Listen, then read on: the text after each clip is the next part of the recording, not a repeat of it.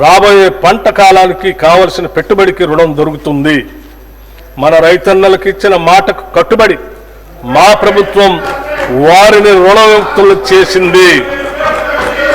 వారికి 2 లక్షల లోపు రుణాలను మాఫీ చేసింది.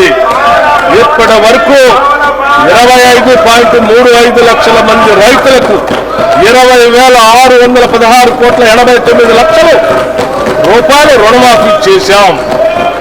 దీనివల్ల రైతులు మళ్లీ వ్యవసాయ రుణాలు పొందటానికి మార్గం సుగమమైంది.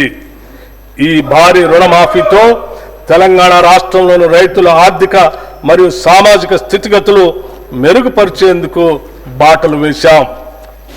రాష్ట్రంలోని రైతులు ఎరువులు, విత్తనాలు, వ్యవసాయ పనిముట్లు కొనుగోలు చేసేందుకు పెట్టుబడి సాయంగా మా ప్రభుత్వం 2025 జనవరి 26వ తేదీన తెలంగాణ రైతు భరోసా పథకాన్ని ప్రారంభించింది. ఈ పథకం కింద రైతులకి ఏడాదికి ఎకరానికి 12,000 రూపాయలు అందుతాయి. ప్రజాధనం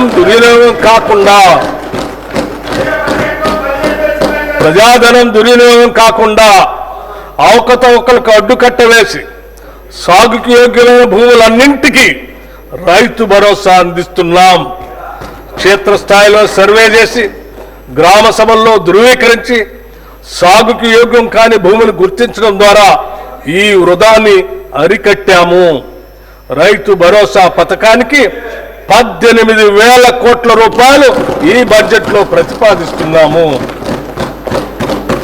భూమి లేని వ్యవసాయ కూలీలు ఉపాధి దొరకని రోజుల్లో పస్తులుండే దీనస్థితి నుండి వారిని కాపాడేందుకు ఇందిరమ్మ ఆత్మీయ భరోసా పథకాన్ని అమలు పరుస్తామని ఎన్నికల్లో చేసిన వాగ్దానానికి అనుగుణంగా సంవత్సరానికి ప్రతి వ్యవసాయ కూలీ కుటుంబానికి 12,000 రూపాయలు చెల్లించే బృహత్తర పథకాన్ని అమలు చేస్తున్నాం.